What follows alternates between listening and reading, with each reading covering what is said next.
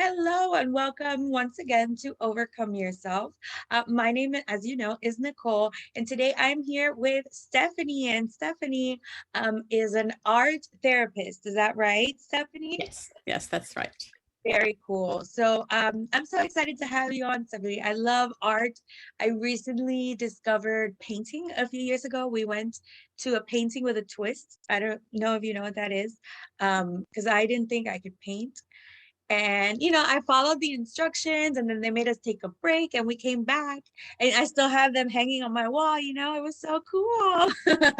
I love that so much. Yeah.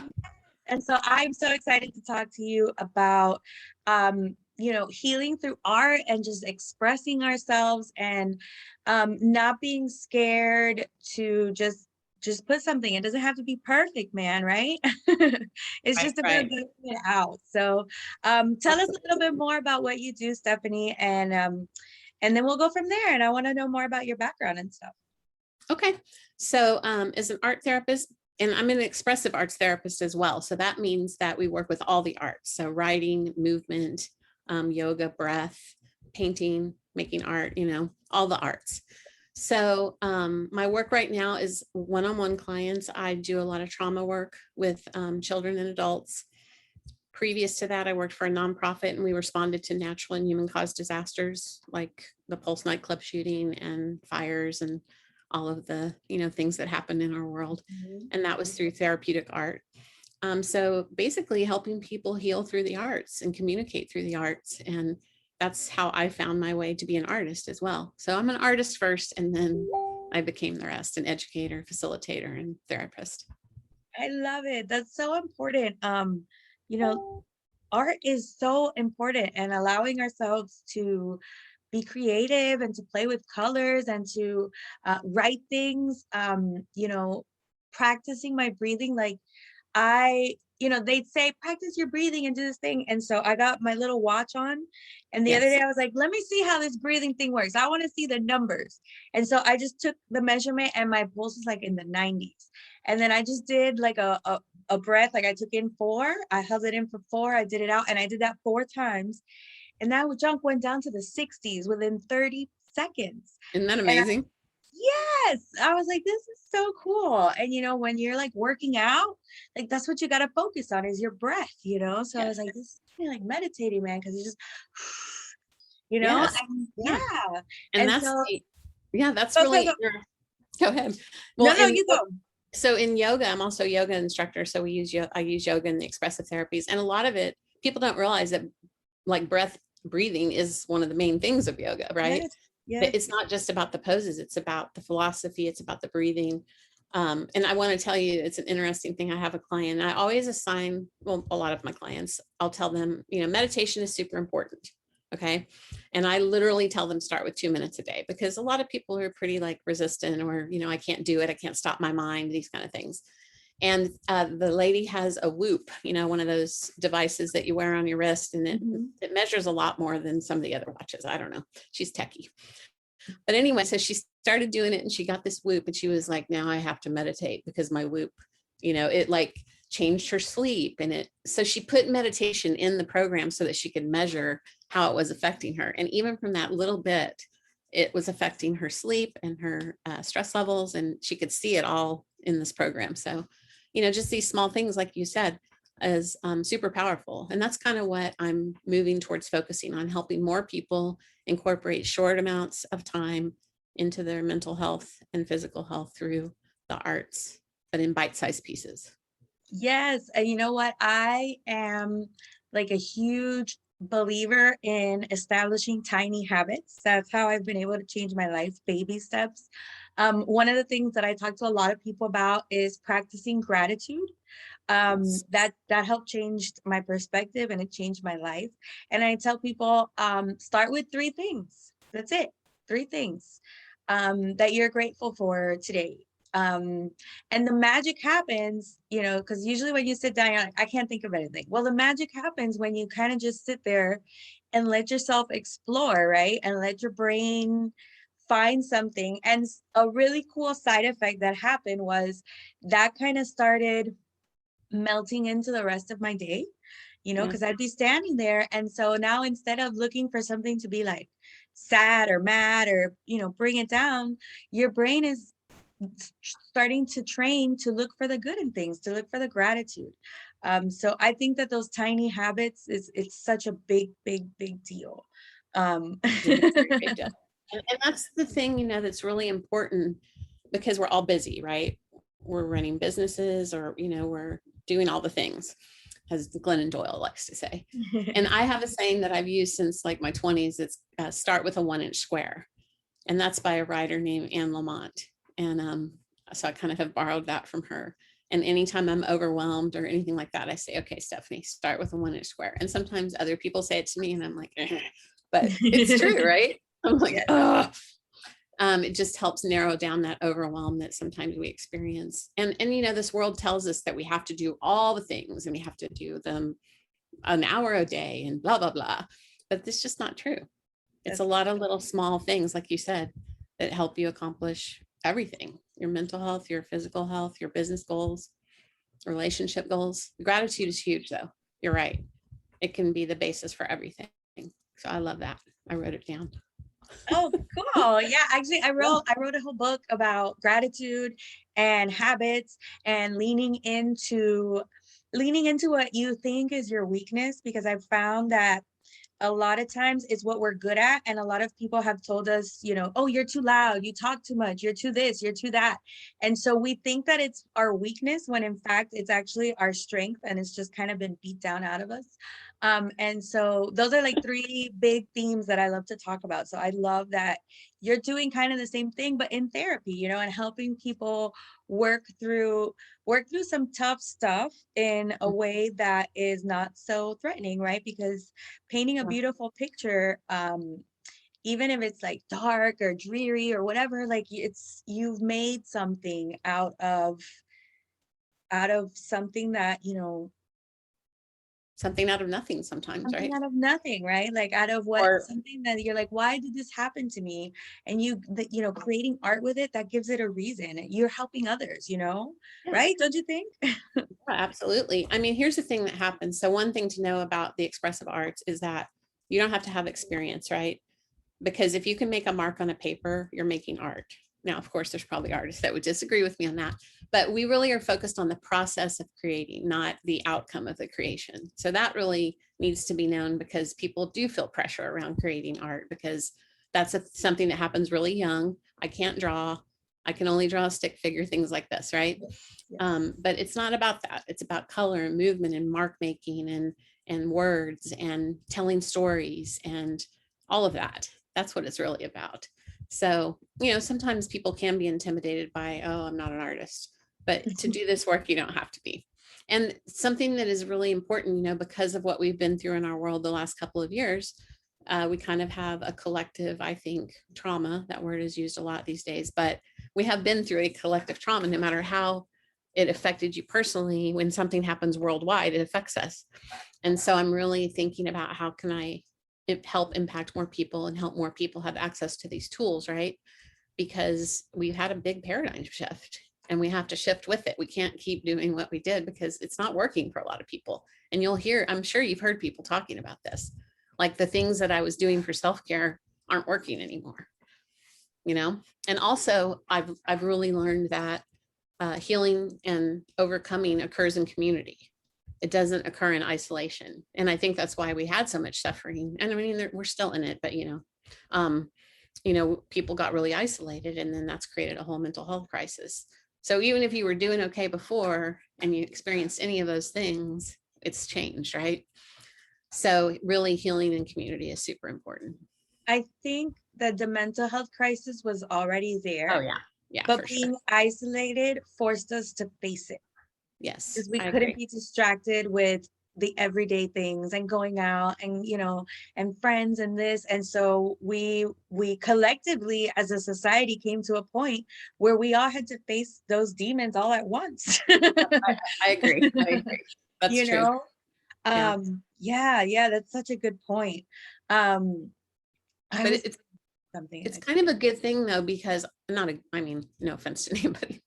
I'm included in this. Okay. So I'm not talking about the other, I'm talking about me. It's a good thing though, because it's taken some of the stigma away, I believe, because it's like, it's not those people anymore. It's affected everybody. I'm not saying everybody has mental illness, but everybody's experienced probably some anxiety, some depression, because it was palpable in the air. No matter what your belief system was about the whole situation, you could feel it, right? Right. And the fear and the There's a lot. I mean, there's a lot going on, not just yeah, medically, but like politically. Like we're in a everything. tense situation as a people right now, right? Like Yeah. it's weird. It's something we've never experienced as a whole. Yeah. So yeah, man. So like getting art, but you know what? Like in these times, some of the best creations come out. Like in the Great Depression saw more millionaires created than any other time.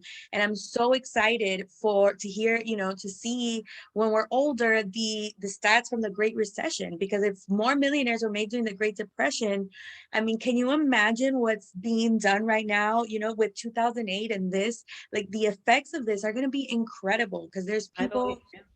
you know what I'm saying? Like there's people that are going to be like, hey, you know what? I want to be in health. I want to fix this. There's people that Yeah, are going to be like, you know what? Business like this isn't working. We're going to have to, and then beautiful things are going to come out. I mean, and that's art, isn't it? Like, I mean, absolutely. where would we be without, Van Gogh, without Edgar Allan Poe? Like these are like big, traumatic. We know that they went through a lot of stuff, and they created some of the most incredible art. Like we're still talking. Oh, I was gonna mention, Yeah. um, I went to an art museum, and Okay. when I went to this art museum, my goal was not to sit there and admire the art. I was like, what makes this so great? Right? Like, what makes it different than what I'm making? So I was like, I'm looking for the perfection, like the perfection, right? Like the amazingness, like making sure that there's not one little thing out of place.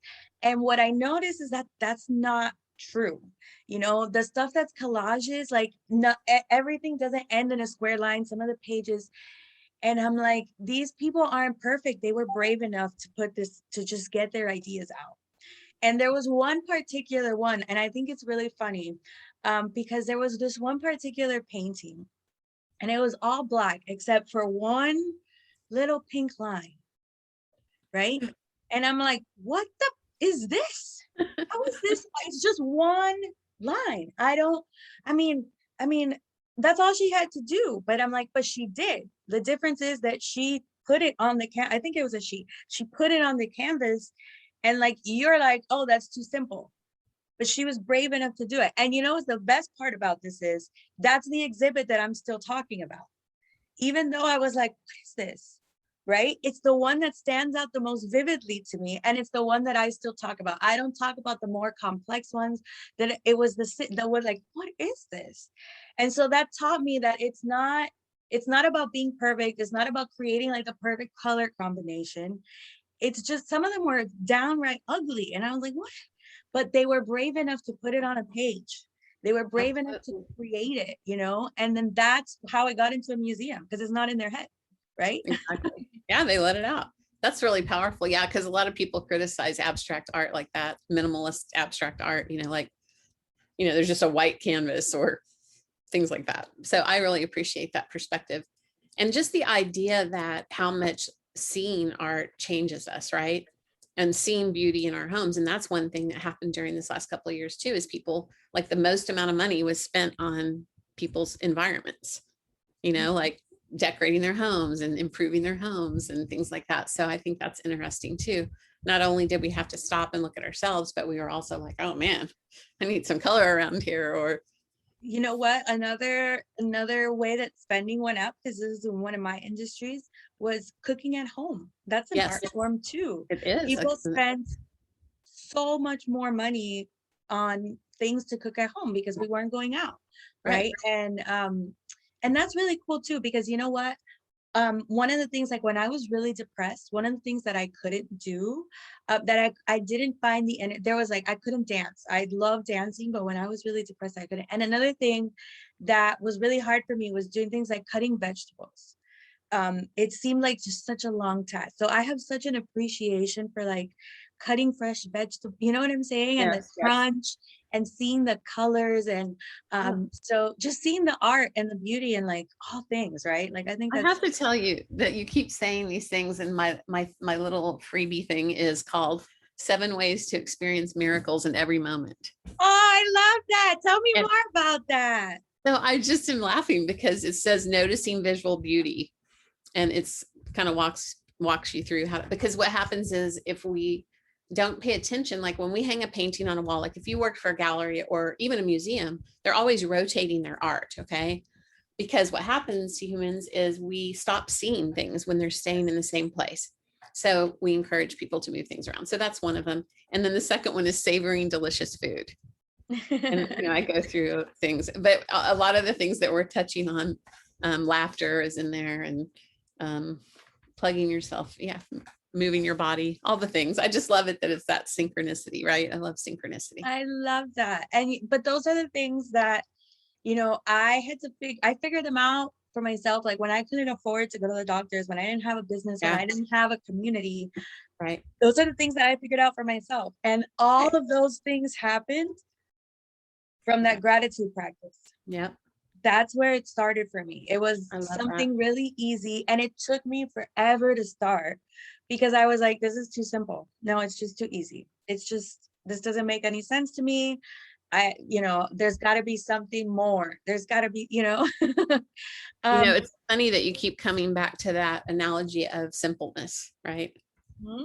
Like that painting with a line, or that's super powerful. Mm-hmm. So simple, and starting with small things, a 1-inch square or 3 small things, right? Look at us dropping the nuggets. I call it one of my I don't know, whatever. One of the things I've been going by was taking imperfect action. That's been like, this podcast happened because I was brave enough to take imperfect action. If you listen to my first few episodes,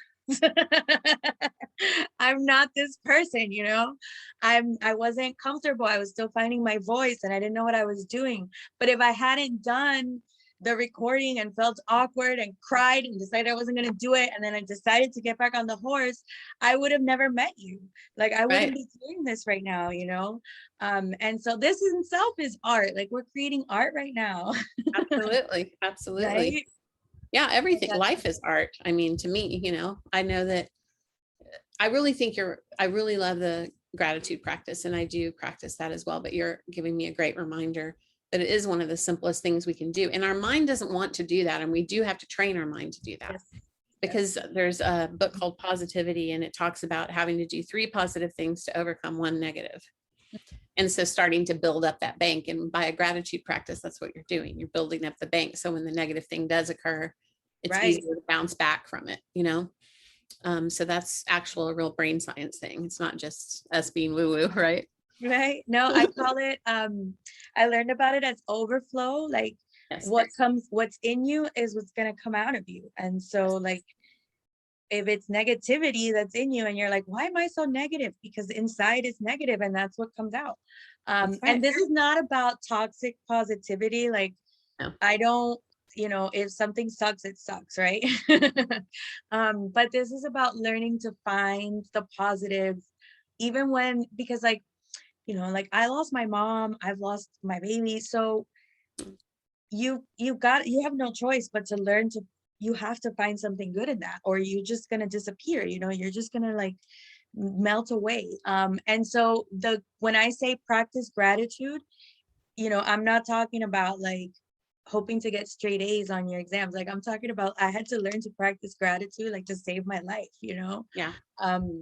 And so I think it's so powerful. And again, but it was so simple. It took me forever to get started. So how can we get in touch with you, Stephanie? Do you have a group or something, or your freebie? Where can we get that? There'll be a link attached to this podcast. Yes. My website is my name, and it's Stephanie Wray Arts. So Stephanie, WRAY arts.com. So you can find out more about all the things that I do on there. And I'm working on developing a community for expressive arts called the Art Flow Lounge. So I'm super excited about that, where we're going to do things like this, but we'll get to do it in community. So I'm looking forward to just hopefully, helping people have more access to these things if they haven't been exposed to them, and also building the community. That's super important to me. Excuse me, because I know that the healing happens in community. I mean, it's an age old, thousands of years of this, right? And our society has separated us greatly. So I think that's super important. But yeah, you can find me online. You can Google me. Hopefully it'll all be good. Well, we can work on that because you know that's my group is SEO, so we can definitely work on that and make sure that is true for sure. But I'm so excited, and yes, the links to your freebie. I can't wait to get my hands on your freebie and read through that. So I know I'm on the right track. I love it. And have you connected with Brian King? I have a little bit through Facebook, but not one-on-one. Okay, well, he is awesome. He works with neurodiverse people like me. Yeah. And I'm helping him with his Brave Process course. So I think you guys would be just a great connection for each other. Okay. Right. Yeah, and so I love it. I just wanted to mention that. So any last minute tips that you want to leave the audience with here, Stephanie? Well, I think that breathe is a great one to remember. And I love the gratitude. Just really pay attention. Start trying to pay a little bit more attention to what's happening around you. Sit for a moment and look around the room. That's called orienting, right? So just being more present in your day. Because for business people, especially, I just want to drop this. For business people, we spend a lot of our time in a certain part of our brain. When we add creativity to our palette of tools, it actually gives us more to spend in our business, and it gives us more ideas. The greatest business people actually schedule in thinking time. Yes. And when you create, right, or you're doing a yoga session for 10 minutes, or you're making art, you're giving your brain a rest so that those ideas will come. So I just want to encourage you to maybe try it out this week. I love it. You know what? The author of the 4-Hour Work Week, they asked him, okay, if you're working 4 hours a week, like what do you do? What do you do when you have a big project? And he said, when I get like a big project, I have a problem that I need to solve. Right. I clear my schedule, and the only thing I do for a week is going to be think. I walk around my house with my coffee. I take a walk around the block. I do this, and I just think, and I think, and I think. And I was like, wow, like how often do we give ourselves that chance to just think about a problem? Right. And we don't. And the thing is, we're consuming all the time, right? Because of social media. And I'm generalizing, but typically we are. And so just having all this information in there doesn't really give you space to have your own solutions, or to even have the cosmic solutions, right? Or the universal stuff that's out there floating around that's already made that we can't grasp because we're too full of other people's opinions or whatever, right? You have to clear the noise so you can hear that little voice. Yes. Right. You can make that mark. So you can make that mark, right? Yes. I love that analogy. That's beautiful. Oh, thank you so much, Stephanie. This has been absolutely wonderful. I'm so looking forward to hanging out with you on social media and making some art. Like we've got to do some kind of activity or something and get some art going, right? And do some painting or some writing or something, man. That'd be so cool. Yeah, let's do it. Awesome. So I will see you online, and thank you so much. This has been so wonderful. Thank you for having me. It was super fun.